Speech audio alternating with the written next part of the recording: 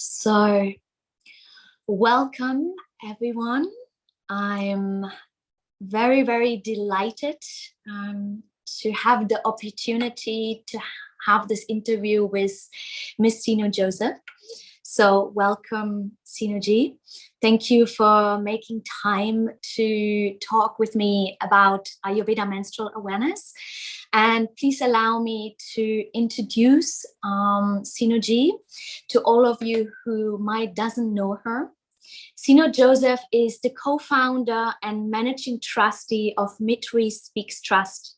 She has done extensive action research in the areas of menstrual and reproductive health since 2009 and traveled across rural India, interacting with thousands of girls and women directly to get a first-hand experience of menstrual practices and their impact on women's health. Stepping aside from the popular narrative which focus on menstrual products, her work has explored native methods, culture practices around menstruation, and the science behind it. She has written extensively on unearthing the science behind native practices and bringing forth a unique narrative is the Bharatiya perspective on menstruation through her blog. Ritu Vidya, Ancient Science Behind Menstrual Practices, is the culmination of her decade-long work on menstruation, which will equip the reader to scientifically decode cultural practices, which is this book of her, if you don't have it. So welcome, Sinu Ji. Thank you for making time to talk with us. And who has written this or read this book knows you're talking about specific Ayurvedic or ancient menstrual practices like seclusion during menstruation, certain food to eat, certain activities to do, not to do during menstruation, how to take a bath, what to avoid, menstrual leave. All that practices might seem for Western women like me very discriminating or misunderstood, or even when we bring in the word anti-feminism or myth or taboos. So I would love to talk with you about the importance of these ancient menstrual practices and Ayurveda for us Western urban women. Namaste, Nancy ji, and namaste to everyone else here. Thank you for having me. And I think it's going to be a wonderful interactive discussion. Nancy ji, thank you for the warm introduction and for setting the context for today's dialogue. As you rightly said, the cultural practices of women, not just from India, but from any of the ancient societies that were largely matrilineal. These practices are actually similar across the world. Wherever women could connect to Mother Nature and her cycles, they began observing their own body and how it reflected the larger cycles of nature. So when women became meditative, they understood menstruation far beyond today's understanding of just something that is there to enable birthing of a child. So even today, if you go to the villages in India, so my team and I, because we run an NGO, so the initial days of our work, so we did a survey and we would have questions asking the women, so why do women menstruate, to understand how aware they are of the purpose of menstruation. So we had the typical answers in mind. Oh, it's for the purpose of, having a child. But the women would say such unusual answers. They said, because it is good for our health. They said because it's nature's gift to women, and being an urban woman, we thought, gift, really? Then they would say something like, if we don't menstruate or if we suddenly reach menopause, we would go through a lot of health issues, like our eyesight would dim, our bones would weaken. These were all things that we had never heard of. And it sounded so strange. But these women from the villages were speaking from the direct experience of women like them, through their own observations of being silent during menstruation. We just need to observe animals when they menstruate, how they behave. A friend of mine had a parrot, and when that bird would bleed, she would just go silent and sit in a corner, not even have food. Similarly, with the animals, if you observe the dog, if it is a female and when she bleeds, she just goes silent, is not at all active, just stays in one place and allows nature to work through her. Menstrual seclusion and rest is the natural way of being when we are in sync with Mother Nature, because that is the time when our body is communicating with the larger environment. And to be able to tune in and listen to that is a great gift. Women's intuitive abilities are at its peak when they menstruate, provided it's a healthy menstruation. And by the way, since we're talking about Ayurveda, I also want to put it out there that Ayurveda does not consider period pain as normal. It might be common, but it is not normal. It does not consider PMS or mood swings as normal. It may be common. Maybe a lot of women go through it, but it does not have to be that way. Every time we menstruate, if we know how to decode the signs, right from the external features of the menstrual blood, the quantity, the color, the quality of the flow, and also the way we feel at the time of menstruation, all of those are wellness indicators, and they give us important insights into our health. And if we knew how to read them and how to decode them, then we could take corrective measures which would impact our overall health, not just menstruation. I'd just like to conclude this section with one important word, that menstruation is not a standalone phenomena in your body. It is the core and the center of the overall health of a woman. When your period is not healthy, your mental health and all other aspects of your physical health are also either already going through problems or very soon will.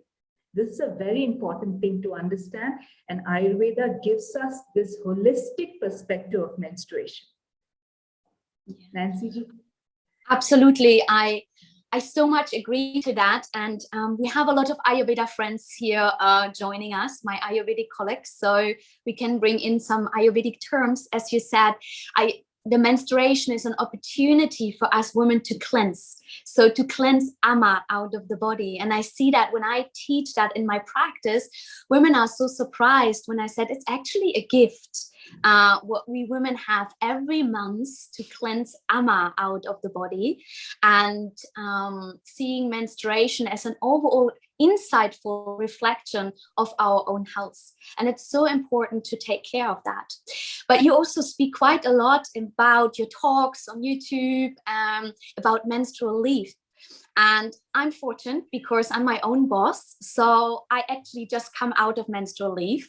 So every month I now schedule 3 days, like they're marked in my calendar, of menstrual leaves, where I don't give treatments, I don't touch, I stay mostly for myself, I don't interact much with the outside world. And it's such a game changer for me personally to allow myself to have this time doing my menstruation. But I know many women I share this with, they're not able to do that. Especially, I live in Thailand, living in the Western country, and not being their own boss, having a job where they have to go to. So this is always like difficult to bring across how important is menstrual leave. What are your thoughts about it? And I want to share with you, I'm not sure you're aware of that, I have really researched about menstrual leave, and in Spain they made actually a law that women are allowed to take 2 or 3 days of menstrual leaves, and in Australia they have discussed that law. I don't know how far they are. So just something is happening in the Western world about this as well. well, understanding actually how beneficial it is to send a woman into menstrual leave and benefit afterwards about her productivity and power she actually has. Yes, Nancy, this is a very, very important and a very practical aspect to discuss pertaining to menstrual leave. You're right about Spain, and they have announced a paid menstrual leave. But in Spain and elsewhere too, in fact, even in India, very recently, just a few days ago, a PIL was filed asking for allowing women to take a menstrual leave if they are going through period pain. And that's where I want to put across this point that we assume that menstrual leave is for women who are going through period pain. But actually, it is something you need to do in order to not have period pain. And it's a preventive measure, right? And just as today, paid maternity leave has become normal and common, menstrual leave also needs to be paid menstrual leave needs to be as common as maternity leave, hopefully in the days to come. Why is this important? And I also would like to address this thought that is there at the back of the mind of a lot of people, especially men who run organizations, talking about what about the productivity levels if we start giving women menstrual leave, right? So both for men and women, we need to come back to what is the healthy way of working and how that can be in sync with your biology and not just a random date like Sunday that has been picked for the convenience of churchgoers. At least in India, that is how the rule happened. Until the late 1800s, people in India never took a Sunday leave because we would take time off when the women in the house would menstruate. That's when the men also would not do farming. It was the British who introduced the Indian Factory Act because our mills, cloth mills, were producing much better than the mills in London. And they were not able to compete because they had to take Sunday off to go to the church. But the people in India never did that. So they introduced the Factory Act and made it mandatory that Sunday should be declared the day off. And that is how it is in the whole world almost right now. But Sunday is not something that your biology recognizes. So if you talk of productivity, then we need to look at what is it that goes on within the body that helps you be productive. Let's just talk in terms of hormones. I will not even use complicated terms from Ayurveda. We just talk hormones. For women, it is the hormone estrogen that helps her perform physically intensive work in the first half of her cycle. And in the second half, it is progesterone. Both these hormones are absolutely flat at an all-time low for those 3 or 4 days when we menstruate. That is why we don't have the energy to perform because our hormones are flat. Now, trying to tell yourself that you need to be equal to men and forcing your body to work is actually ridiculous because biologically, those are the only 3 days when the body cannot function because estrogen and progesterone are at an all-time low. So women don't need a Sunday break. Their body need a break when their hormones which help them behave productively are flat. And if they don't take that time off, and if they continue exerting themselves and overworking during those 3 or 4 days, then the rest of the month, it's almost like, they drag themselves through it. They feel drained and tired all the time. In terms of Ayurveda, we say that period is the time when there is a loss of prana, because prana is, although it runs all through your body, it is there in a concentrated form in the human seed. So when women lose our seed, that is our egg, when we menstruate, that is when copious amounts of prana is lost. And that is why we feel so tired and exhausted when we menstruate. What is it for men? The equivalent hormone for men is testosterone. And unlike our hormones, which have a monthly peak and then a flat just for 3 days, the testosterone goes through daily ups and downs. So in a day, there are several moments, especially in the second part of the day, towards evening and night, where testosterone levels are very low.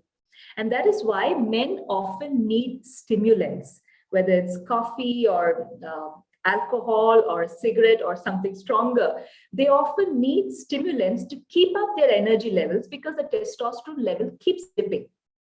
So for men, the natural working hours should mean that they start very early in the morning.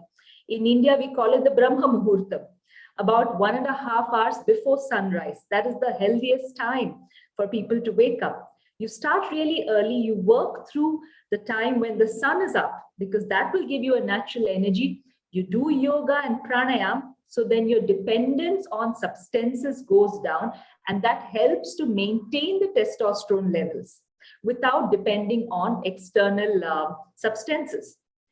And as the day ends towards evening, your work hours need to close. That's how it needs to be for men. And for women, it needs to be based on their cycle. Now, when men and women live together, if the woman is healthy and her cycles are in tune with the cycles of the sun and the moon, as I have explained in Rituvidya, then very naturally the man's cycle will also start following that. So his mood swings, his productivity, his good days, his bad days, it would all sync up with that of the women in the family. Right? So that is why in our villages, even today, when the woman has a period, the men also don't do their regular work. They also stay back. They take care of the household. They do all the chores that the women otherwise have to do. And that is how the two come together and work in sync with nature.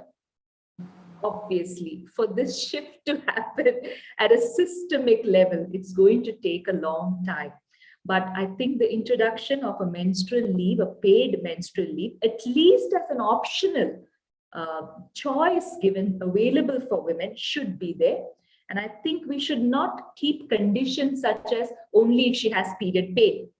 Because if she does things right, she should not have period pain. And that doesn't mean that she should not take a menstrual leave, right? So the time when the hormones are flat, the body needs to be rested. That is the purpose of a menstrual leave.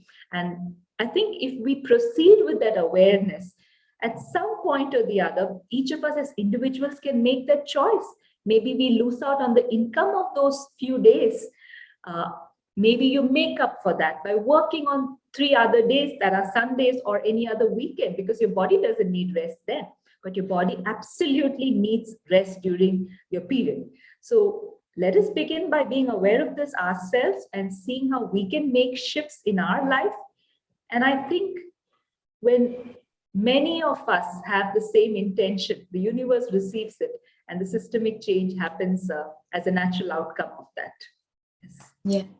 I absolutely like this. And for me personally, it's also, I luckily have no menstrual pain, but since I'm allowing myself to go on menstrual leave, I really recognize how much rest my body truly needs. And this is sometimes also what I get from my clients, is like when I invite them to rest and to experience that, they actually notice, oh my God, my body really requires rest. I was not noticing it because I was just doing as normal, because I'm only bleeding. I'm using my sanitary pads and I can do everything what I do usually. Why should I rest? And I think this is actually what you said in the end. It's creating that awareness. And I see my work in it, and many of my Ayurvedic colleagues and what you do. It's really truly creating this awareness and really asking to tune in into your body and see what you truly need during that particular days of the months. But yeah, I see so much that women just ignore. There's a lot of ignorance. It's easier to pop a painkiller or to just go over it or to overschedule yourself than to paying actually attention to what your female body really needs in this time. And what is your experience with, I have only also talked with Indian women, and when I flew in August to India, I was sitting next to a wonderful woman and I had your book on my lap. So, and she was actually a bit curious, and she was nice, she was pregnant, so we started to talk, And then I said, I'm reading this book, and do you know it? And then I asked her, can I ask you a question? Do you practice or know any kind of menstrual practices, or got touched, or do you do anything of that, like specific touch from your mom? And she said, no, I do nothing. Why should I? And I looked at her and I was so disappointed, because I had this expectation of any Indian woman follows that. But I was also talking to my Gita teacher. She was saying, Nancy, no one taught us this. It's got this knowledge, even in India, even it comes from India, it goes lost. And then just imagine how we Western women deal with that, hearing, oh, we shouldn't take a bath, we shouldn't wash our hair while we are menstruating, we shouldn't touch certain food, we shouldn't touch our man, we shouldn't give massage, all of these practices. When I share this, they just look at me and say, like, seriously, Nancy? So how can we bring this knowledge more across and make it more acceptable without it feels discriminating or anti-feminism or anything of that? I really don't think that we should go out of our way to convince anyone to do something, but instead we should guide them to become subtle so that they can themselves experience the need for these practices. When COVID happened, no one forced us to go around wearing masks. Most of us did it on our own because we thought that somehow wearing a mask helped us prevent things. When the government announced a lockdown, most of us chose to stay at home to play it safe because we thought that that's going to help us. It's the same thing with menstrual practices. When you begin to become silent, your intuition, your natural state of being is very, very intuitive for women, especially at the time of your period. That state awakens, and that alone can teach you so much about these practices. It did not happen that something was written in a text like Ayurveda, which women started following. With the practices pertaining to women in India, it is all passed down from generation to generation. This is an experiential knowledge which the women have. And when I interacted with women from different parts of the world, from different African nations, women from Philippines, from Vietnam, certain indigenous tribes from New Zealand, women from Sri Lanka, China even, they had very similar practices as the Hindu women of India. And it's not that we all, had a conference or an online discussion and we said, oh, let's all do the same thing. It did not happen that way. When women, whoever you are and however disconnected you are from this, if you simply tune into what your body is telling you, you will know all that you need to know. Let me give you a few examples which you can observe during your subsequent period. And that's the only way. If you are able to observe it, then you know, and you don't need convincing. And we should never have to go and convince someone to do something, because then they only tend to rebel. We've all been there, done that. So let's learn from that. So there's a simple rule that we should avoid food that can generate heat in the body. Now, the idea of heat is different from the idea of temperature that modern science knows about. Heat is pitta, that is your body's internal heat, and you will feel it like a sort of an acid reflex. You'll feel it like there's an excess acidity. So during menstruation, the body's natural state is such that there is a rise in pitta. The body's internal heat is slightly higher, and that facilitates the flow of blood, and it needs to be that way. So to allow that to happen, and yet not to increase pitta too much, there is a rule that we avoid food that further increases heat. So anything that's very spicy is to be avoided. Even fruits like the papaya, that builds a lot of heat internally, and it is to be avoided. Now, I learned this the hard way. A few years ago, when I had my period, a friend of mine, she had this papaya tree, which is organic, and this really nice, round, ripe looking papaya was gifted to me. And it was completely chemical free and very sweet. So I was tempted. Now, I'd heard about this thing that you shouldn't have the papaya during your period, but I thought it's just a fruit. How much harm can a fruit do? So I enjoyed my papaya. And the next few days, my bleeding was heavier than usual, because when pitta goes up, you bleed more than usual. My stomach was literally burning from within. I thought, oh, a simple fruit can do that.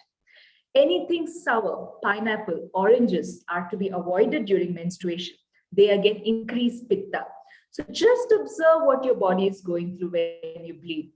When you eat food that has no spices, that has very little or no salt, consume a lot of water, avoid non-vegetarian food because that's difficult to digest when you menstruate.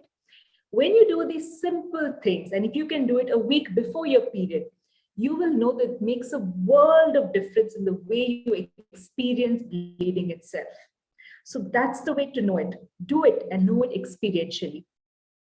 On the Yes, other extreme, yes. I totally agree. But there's also this, often I hear that or see that in friends, or maybe in my past, even not being so aware. It's like, I'm anyway feeling not so well during menstruation, so this is my allowance to, indulge into junk food, which is, of course, as we knowing about pitta, and even acne is reduced, the digestive fire, because it's, all located in the uterus. There's more awareness, but many don't have that, and I always try to just keep it on khichdi or even barley soup and turmeric water and things like that. But I think this is very interesting, and many women unfortunately don't know about it, because who taught us? No one taught us. When I remember, I think I started bleeding with 13. I mean, no one taught me, what is that now? What does it mean for me as a young woman, except of now I'm able to fall pregnant? What else does it mean? And I see you do a lot of work around this as well, to give guidance to parents. And I think I see a very important guidance, that we really invite also parents or future parents to learn about that for themselves, women, but also for their daughters. I think that's, some very important, I feel more and more to share as well. Yes, absolutely. And, even when we desire to say this to the younger generation and to adolescent age children, especially in the West, I remember reading this study that 94% of adolescent girls across Australia suffer from dysmenorrhea, that is period pain. In New York City, 42% girls were suffering from dysmenorrhea, and that became a cause for them taking a leave of absence during menstruation. And that's because we don't know the basics of what causes period pain. Gynecology does not understand what causes period pain. The only solution is to pop a pill that suppresses the pain, does not solve the problem. And period pain is very much preventable. When you have period pain, in fact, even the nature of the pain points to what type of a dosha imbalance you're going through. So you'll know what to fix. So if you're feeling very anxious and nervous and restless during your menstruation, that means there is an impairment of vata dosh. So you need to be extremely careful about not having a diet that will further aggravate vata, or indulging in heavy exercise that will further aggravate vata. If you are the sort of person who has a very quick temper, and you get angry, especially just before or during your period, leading to a lot of fights, that is an indicator that you have a problem with your pitta dosha. So you need to take measures to calm your pitta. Take food that is more cooling. Do pranayam like Shitali, that will help to cool you down from within before your period. During your period, if you're feeling depressed, if you just feel the sense of heaviness, of worthlessness, this thing that, oh, I'm good for nothing, and all you want to do is just lethargically lie on the couch, that indicates a problem with your kapha dosha. So then you need to be extra careful about avoiding stale food or frozen food or food that's very heavy and oily. So, even within the PMS and the mood swings and the problems, Ayurveda can give you very specific information of what each of those problems are indicative of. And then you can take measures to avoid and prevent that from happening in your subsequent period. This is the way we need to teach the next generation, not by just telling them, hey, do this and don't do that because the book says so, or because your grandmother says so. That's not the way. We have to ourselves experience the reason why these rules are there. And then when we are convinced through our experience, help the next generation understand these subtle realities themselves. Then change automatically follows. I know this is a bit of a long process and requires each of us to do our homework, but I think this is what gives a strong foundation. If this knowledge has to last and has to be passed on, we have to become carriers of this knowledge, not just speakers of it. Right? So we have to become practitioners. Exactly. And as I know from my own practice, Ayurveda is a practice of experience. So we invited to all experience that. Talking about, you mentioned it, PMS, or absence of menstruation, which comes more and more present even in young age.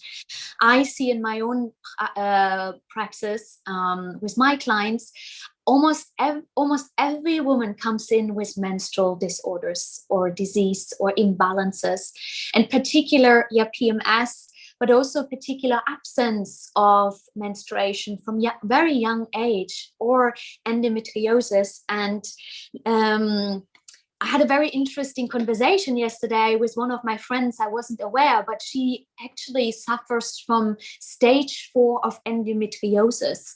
Even I have to say, I wasn't aware that there are stages of endometriosis, but she shared actually with me how strong she has it and how worse, and she has even an operation. And I see this in so many women.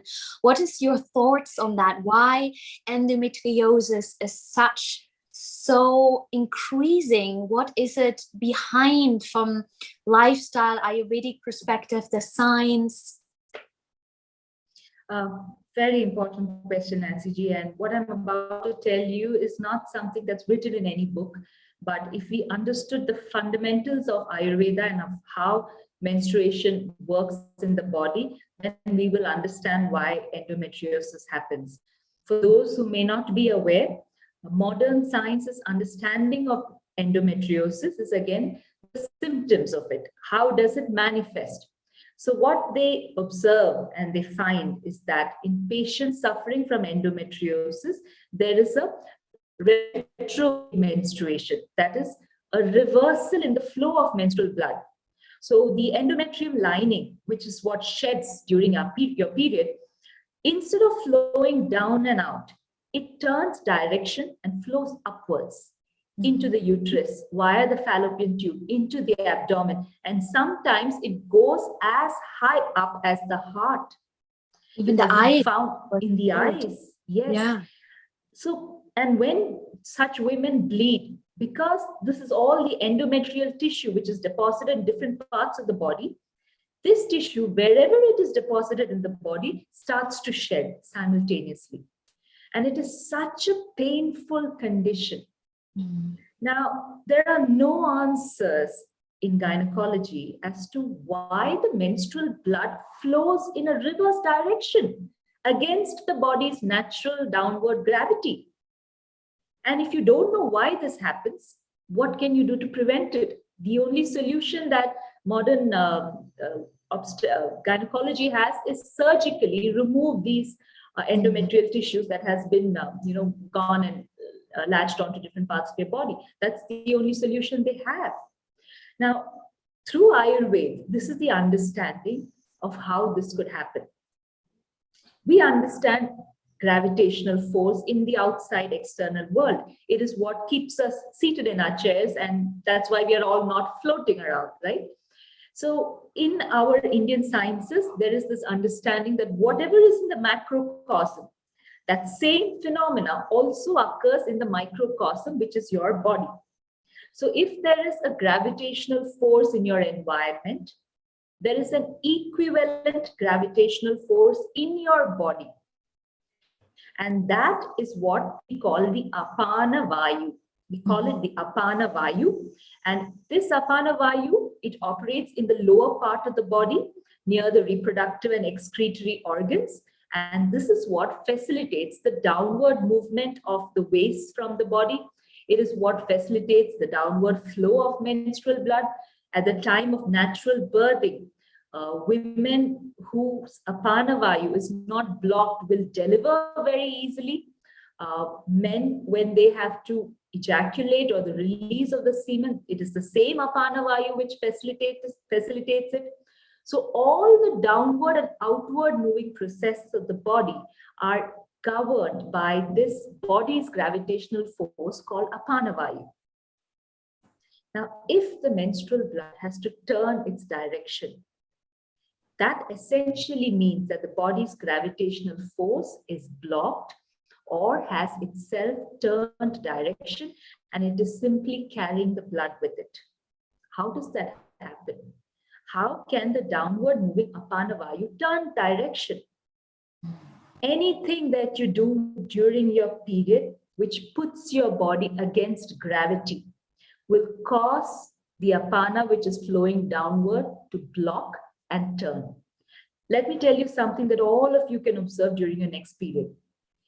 While you are menstruating, if you simply stand under a shower and if there's water falling on your head continuously, you will notice that for the duration that the water falls on your head, you will not bleed. Your bleeding will stop. When you move away from the shower is when your bleeding will resume. That's because water has the ability to turn apana upward, to block it temporarily. And that's why the rules about not taking a bath during a period. We hear this discussion during the Olympics that what product should women use, women swimmers use. The truth is, the minute to water, your period stops. You don't need to use any product. And at that time, when your apana is blocked and your flow is not happening, when you do something so physically demanding like swimming, your apana inversion happens. And they immediately experience it as severe cramps in their stomach. And just look at the data. You will find that women who are swimmers have these problems. Women who are fighter pilots. I found this study about US fighter pilots, women. They continuously put their body against gravity and they don't see any reason why not to do so when they menstruate. So obviously they continue doing it. And among them, endometriosis is as common as period pain. So flying during your period, doing inversions when you menstruate, whether those inversions are of yoga or gymnastics. I once met a woman, a researcher from Switzerland, who said that when she was learning ballet, she and all the girls who were learning, they would do inversions and all of those very frequently. None of them had normal periods. None of them had normal periods. Similarly, among women who are yoga practitioners and are made to do inversions for 30, 40 minutes, apana itself turns its direction. So this would either lead to something like endometriosis or it could lead to stopping the period. So all the practices that are there culturally are meant to aid this natural gravitational force in your body to flow freely downward and outward during your period. And anything we do, its downward part will lead to different problems, and endometriosis is just one of those. Very, very interesting.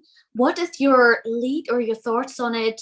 To that we spoke in the first part about the estrogen and the progesterone.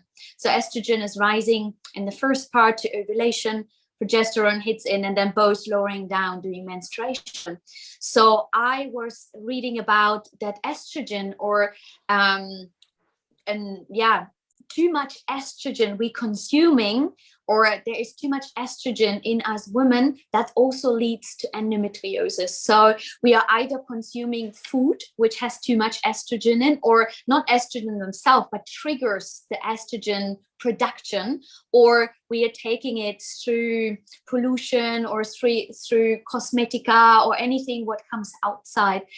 Do you have any experience or any studies about that and the relation with the estrogen and the endometriosis? No, I have not studied that. And whenever we talk about hormones, we should understand that it is a manifestation of a problem that has originated in the doshas, in the vayus. So when the apana is blocked or obstructed, there could be a number of different ways in which it manifests, and one of them might be the excess presence of estrogen, or simply even the feedback loop between the ovary and the pituitary not functioning as it should. So when we say estrogen is not being processed as it should, if we go a step back, we will see that the feedback loop between the ovary and the pituitary is not functioning well. And then we go a step further back to then we see that's because the Swadhisthana chakra is not receiving enough prana, because that's what governs the ovaries. And then you go further back and see, oh, the apana itself is blocked. There are layers and layers of understanding. What modern science understands is just the externally manifesting problem. And that does not give you all the answers. It is just one of the manifestations. The root cause is often much deeper and lies in the subtler aspects of it, which is not covered in the realm of modern science today. Yes. And when you, what would you suggest a woman when she finds out in an early stage that she has endometriosis? What would you suggest? What kind of lifestyle or what diet would be suggested for this woman? First and foremost, if you understand the cause of endometriosis, which is an inversion of the vayu itself, a blocking and an inversion, be very careful that during your period, you don't put your body through anything that would cause it to go against gravity, right? So avoid flying. If you're doing yogasanas or anything else which requires you to be in inverted positions, that's the first and foremost thing to stop. If you already have endometriosis, stop doing that even during your non-menstruating times, because your body's why you shouldn't get used to being inverted so easily. The gravitational thing which is downward needs to be down. The other thing is include exercises that are about squatting. In India, and especially for Indian women, squatting is the most natural position, especially among the rural women.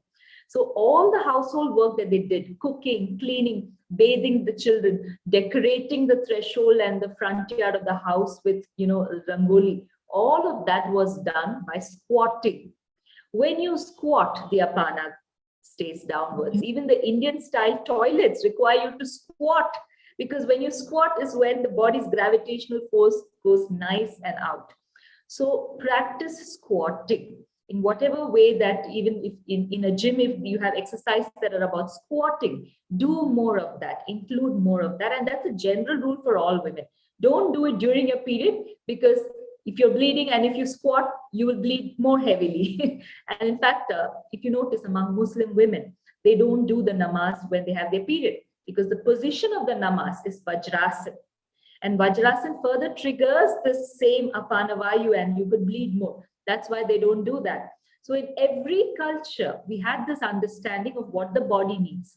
So women's bodies and exercises for women should revolve around squatting, keep the gravitational force moving downward. And if you already been diagnosed with endometriosis, Ayurveda does have medicines that can help to scrape off those tissues. These are all herbs, have no side effects. So consult a qualified Ayurveda practitioner and get started on that medication. And as a lifestyle change, bring the prana back downwards. Let the body's gravitational force act downward. Do all that you can to make that happen, and connect with nature. She will take care of a lot of things for you. Yeah. Yes, wonderful. We also want to consider your time. So let me see. I think I had another question, and then I would also love to open a question if someone has any question. So you can ask Sinu ji. Yeah, there is one more thing. How about, menstruation for us is so easy to talk about it because we have done our research, our work, and but there's still such a shame about in the society to talk about menstruation or communicate that you're menstruating, and also that when we come back to menstrual leave, even that might be available for women. I have talked to women, they would be not taking menstrual leave because they kind of feel ashamed to acknowledge that they're now menstruating, or thinking it's not so bad, I actually feel good, why should I take menstrual leave? So I'm not, want to have that extra thing. So how can we become more at ease with, this is so natural, we women menstruate, so it should be a natural topic. We can communicate with our friends, with our boss, with our partner, and also to bring that more to our kids, that they don't feel that shame when they start bleeding in school. Well, that just requires so much inner work, Nancy ji. And to tell you the truth, when I started doing sessions for adolescent girls in schools, I would always begin the session by telling them some very embarrassing story about my own adolescent time when I was a young girl, and something about staining. And I would laugh about myself, and that would just help them feel at ease and start talking about it. And they would then relax. There's so much that laughter can do. If we just mentally go over the points in our years of growing up where menstruation made us cringe or feel embarrassed or feel ashamed, and start talking about that and laughing about that, laugh about yourself. I think that just would be such a big release. My TEDx talk on menstruation, done about 8 years ago, was the first TEDx talk on menstruation by anyone. And I remember when I went on stage, I thought, I'm going to be a menstrual educator and talk about how girls should overcome their inhibition. I would be such a hypocrite if I did not do that myself. And let me do this publicly. So on stage on TEDx, I shared my most embarrassing story for the world to hear. And I remember when that video released, I was just crying from within and praying that I hope nobody ever watches that video. I hope it becomes but unfortunately it did very well. Video is titled Unwrapping the Gifts of Menstruation, and it was 8 years ago, but even today most people know me sometimes only for that one talk. So it was so difficult to do it and on a big stage. So the rest of you may not have to put yourself through that. You don't need to go to an online platform, but at least talk about it first to yourself. Acknowledge that there have been difficulties and that it is okay. Then talk to someone who you are comfortable with. Anyone, a friend, a parent, a partner. Talk about it and learn to laugh it off. Laugh it off. That is the release that you need. And then eventually, step by step, it would start becoming okay for you. When I menstruate, everyone I work with get to know, men included, because I tell them that I'm menstruating. They'll be like, oh, so you're not available on so many dates. If I have to do talks, everything is worked around my calendar. And men who've seen my previous videos and heard me talk about this, when they write to me asking me to do a talk, they said, oh, is your kid over? Is this week fine for you? Absolute random strangers, right? Because it has become so okay. They may not have the same conversations with their wives or partners because those women are not comfortable talking about it. But I am, so they are okay to talk to me about it. So it all begins with you. The ball is in your court. The minute you confront yourself about it and learn to laugh it off, everyone around you will become comfortable about it. That's a change you must experience. I hope all women experience that, not just for us to be able to talk, but also because your experience of periods has so much to do with your past memories of menstruation. Every time we have a negative memory, the hippocampus in the brain stores it. And every subsequent time, this episodic memory is thrown back and your body goes into the same stress response. That is why so many women experience irregular periods, because it's a time of stress. We associate menstruation with stress. So you need to change that memory, which is why in India, at one time, everywhere in India, and today in most of the southern Indian states, the first period was celebrated. And it was as big a function as a wedding function. In fact, I would suggest that all of you go to YouTube and look for Puberty Ceremony India. And many girls have put up their videos. They're not ashamed. They're just openly announcing. The whole village is invited, men, women, everyone. So when we can celebrate it, the memory of menstruation shifts in our mind and our body receives that positive attention from it. And that is the first step towards changing a painful period. Your attitude towards it needs to change. Even if it can't be celebrated, at least make peace with it. That's my request to women. That's the starting point for your journey to heal if you have menstrual problems.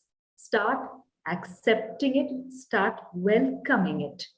Then you will marvel at the way it changes your entire health, not just your menstrual health. I totally love this. And actually, my last question you answered already. I wanted to ask you, what is your one advice you would give women to improve their menstrual health? And I think you have wonderfully answered this already. And I so much agree with you. I just recently, just a few days ago, as I said, I just come out of menstrual leave. I had someone asking me to come to give a talk to women. And I said, I'm sorry, I'm on menstrual leave. I will not hold any talks and not give any treatment. And I told her before, and she said, oh, sorry, I forgot. How wonderful. Yes, People begin to respect you for that. People begin to respect you for that. Yeah. Yeah, and I also recently had like a difficult conversation with someone. We were planning to do that, and I said, I'm so sorry, I got my menstruation one day early. I will not come out. I will not do any difficult arguments or conversations or somewhere we have to find a solution while I'm menstruating. Please, let's have it when I'm out, and then I will be fully there. And it was totally respected. So it was a man, and he completely took it very, very nicely. And I was like, oh wow, see, when I'm so straight and so clear and connected with myself, there is no space of someone maybe judges me for it. Absolutely. So yeah, it's a wonderful experience. Maybe I'll just share this small actual real incident that happened, which the rest of you can perhaps put into practice if you like. So during one of my workshops, a woman shared her experience. She was about 40, and she said that every single month when she menstruated, she used to have severe period pain. And even after having 2 children, the period pain continued. And one day, a friend of hers gave her a small suggestion. She said, you have to learn to be grateful to your uterus. And when you do that, your experience of menstruation will shift. And something about that stayed in her mind. So she would wake up every morning, and before getting out of bed, she would just hold a sense of gratitude towards her uterus for making her a mother, for helping her experience menstruation. Just that. There's no other lifestyle, diet change, nothing else. Just this attitude of gratitude to the uterus is what she held. And she said, to her own surprise, from the very next period onwards, her period pain completely stopped. Completely stopped. So this is a simple tip to all of you. If you can bring it into practice, you will begin to observe the changes that you will experience when you menstruate. I absolutely love that. Thank you for sharing the story. I will look in the chat box. I think there were a few questions coming in for you. So, where is my chat box?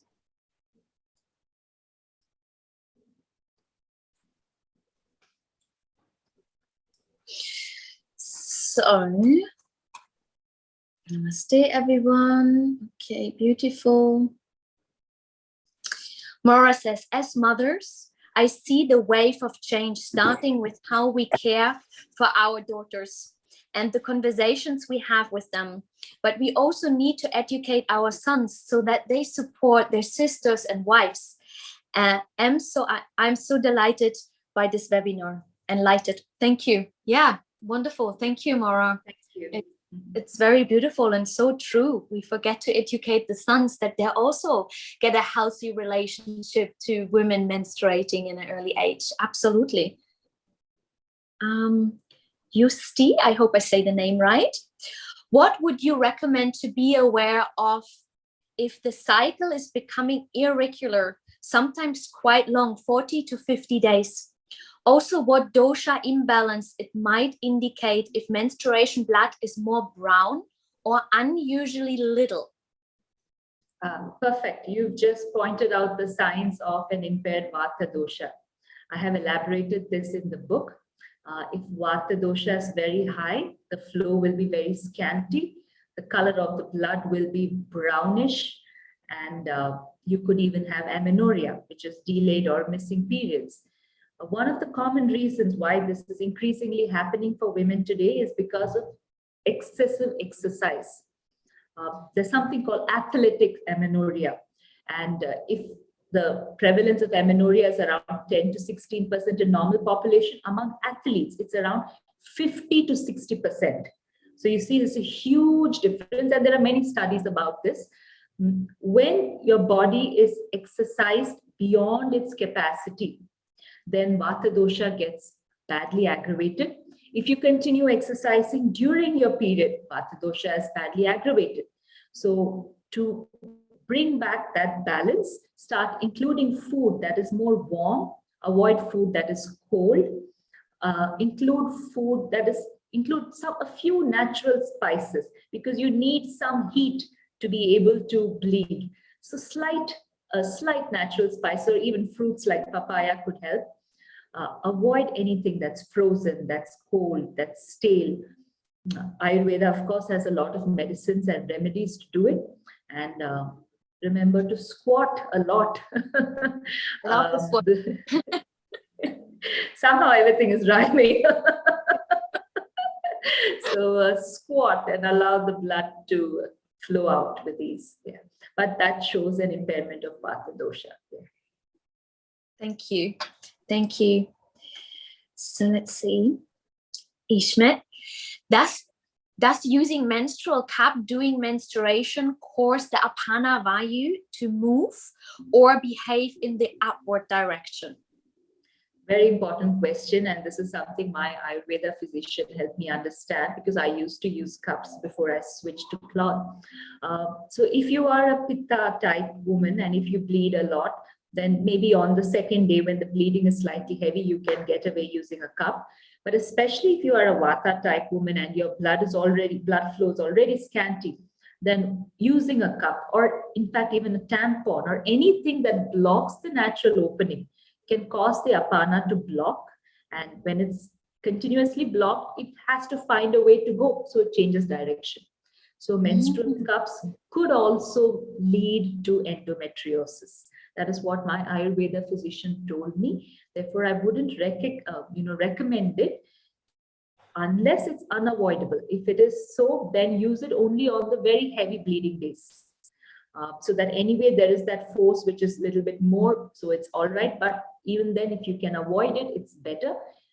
The openings in the body should never be blocked. That's a fundamental rule in Ayurveda, because the minute the openings are blocked, even when you sneeze, if you try to control and hold back, it causes a vata impairment. You should allow yourself to sneeze. So with all of these urges that are vata driven, Ayurveda says do not control it, because that could block and then turn the direction. So the same holds good for menstrual cups as well. Yeah. It's very interesting that you say that can also cause endometriosis. So then women would probably say, yeah, is it then better to change back to sanitary pads? But I remember you were also teaching about the pH is changing. So if we then not changing the sanitary pads regularly enough, that can also create problems according to the pH is changing, right? Yeah. You can say a word to that. I found this very interesting. Yes. So how do you decide what is a good menstrual product? So it's simple. A menstrual product will not help you with, period pain or amenorrhea or menorrhagia or anything. But the one thing that it can prevent is vaginal infections that are bacteria-borne vaginal infections. Now, how do we know what is the right product based on this? So the vagina has a natural pH which is slightly acidic, which means it's around 3.5 to 4. And it needs to be slightly acidic because that is when it can kill the disease-causing pathogens. So it needs to be that way. But if you look at blood, the natural pH of blood is slightly alkaline. So it is around 7.5, the pH of blood. When we menstruate, blood comes in contact with the vaginal walls. And because of it continuously being in contact with the vaginal walls, it increases the pH of the vagina itself. And when the pH of the vagina increases, we become susceptible to vaginal infections. So whatever product you use must be such that it does not collect and store blood in the vaginal region continuously. So when you use a pad which has this bottom layer which is impermeable, and it is to prevent staining, I understand, but that is what causes the blood to continuously be in contact with the vaginal region, and the product is not breathable, so there isn't enough exchange of air. It further builds up heat in that region, and you're basically creating a nice and happy environment for the bacteria to thrive with the heat and the moisture and the elevated pH. So even if you use sanitary products, sanitary napkins, towels, make sure that they're not perfumed because those chemicals will alter the vaginal pH. Make sure they're not the ones with gels because those gels will alter the vaginal pH. So use pads that are as simple as possible. If possible, organic ones which are not bleached.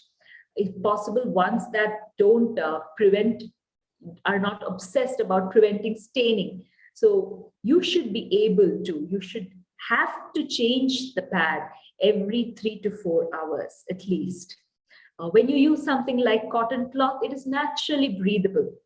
And you will see that your vaginal area feels a lot more happy in a breathable product, right? Rather than something that blocks it or builds up heat. So this is the correct way to choose a product. Even if you're using a disposable product, make sure that you don't have it on for more than 3 to 4 hours. Every 3 to 4 hours, keep changing it. Allow that region to receive aeration, to breathe. And that's the way in which to decide what product to use. Yeah. Thank you. So good to know. We know you have to leave soon, so we will have a few more questions. Neil, hey, what would you recommend to treat PCOD? How we can handle this problem or prevent this happening to us, as 6 out of 10 women have suffering from this problem? Very true. And there is so much to speak just on PCOD alone. Time may not permit me to do all that, but I'll give you a few pointers to understand the root cause. So then you will know what you have to do to prevent it. When someone has PCOD, it basically means that the communication between the ovaries and the pituitary is not happening as it should. So in an entire month, we menstruate and then we stop menstruating, and all these things that happens is because our ovaries have a feedback mechanism to the pituitary located here, right? And when that feedback mechanism is functioning well, you're healthy, your period comes in time, and everything is fine. If there's a problem in that feedback mechanism because the ovaries have become dysfunctional, that is when PCOD happens. And one of the manifestations of PCOD is excess testosterone in your blood because the ovary is not able to process that testosterone into estrogen. So the adrenal glands and the ovaries are what are supposed to convert testosterone into estrogen. But if the ovary is dysfunctional, then it is not able to do it, nor is it able to send the feedback to the pituitary to ask the pituitary to stop producing testosterone, right? So something has happened in your body because of which the ovaries are not functioning as it should. What is this something?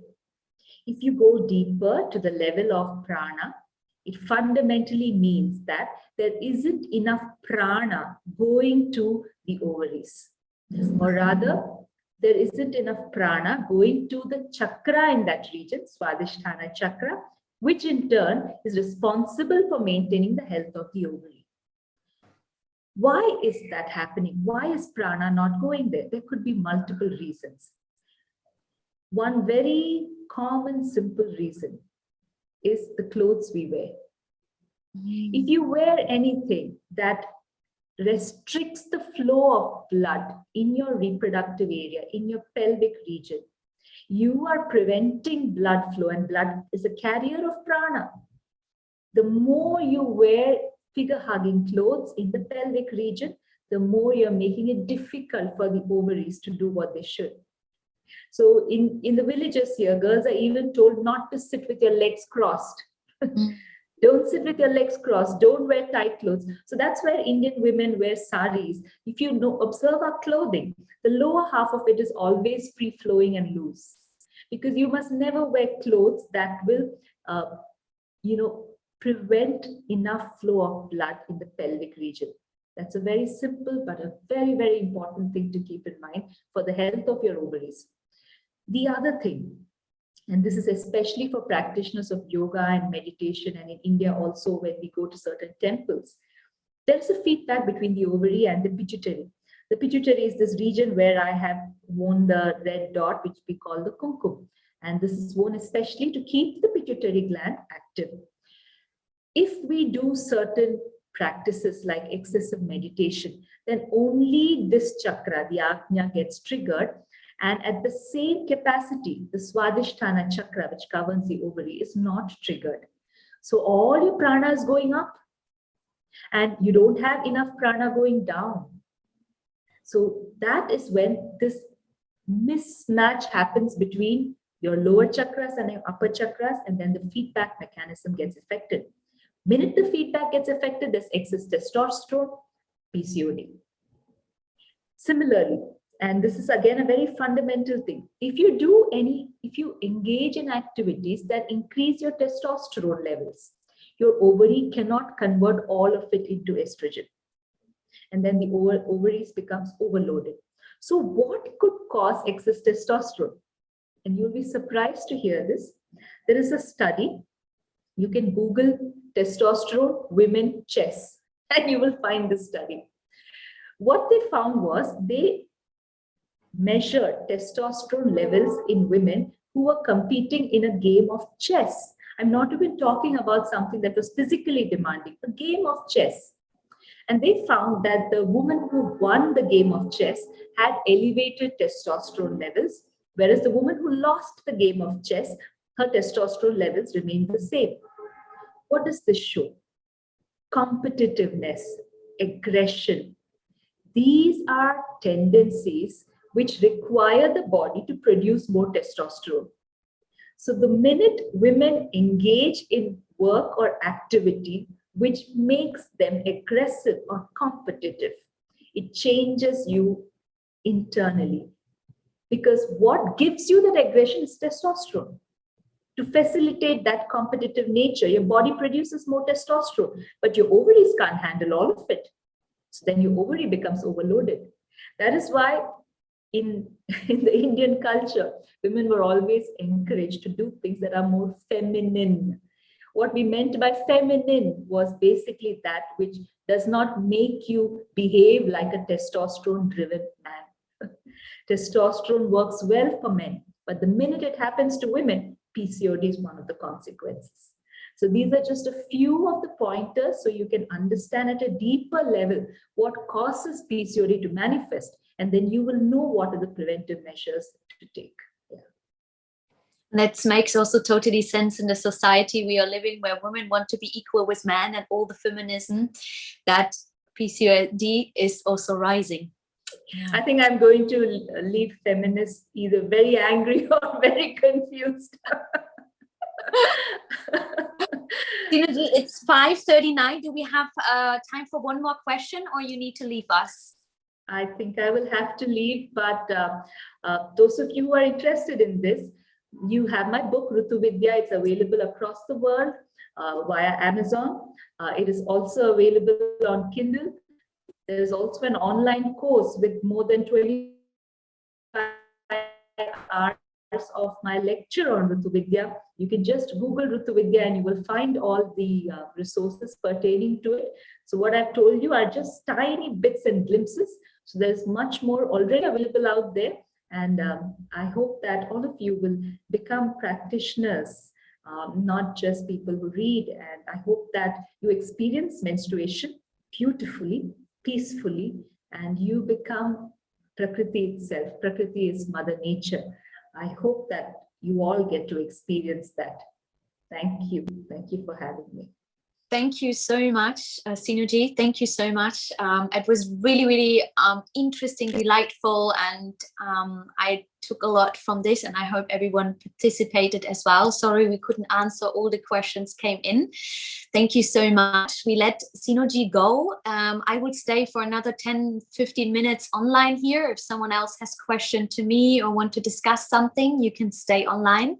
And thank you, Sinuji. I hope we get another opportunity to talk to you, and wishing you a wonderful day. Thank you. Namaste. Thank you, Nancy. Thank you, all of you. Namaste.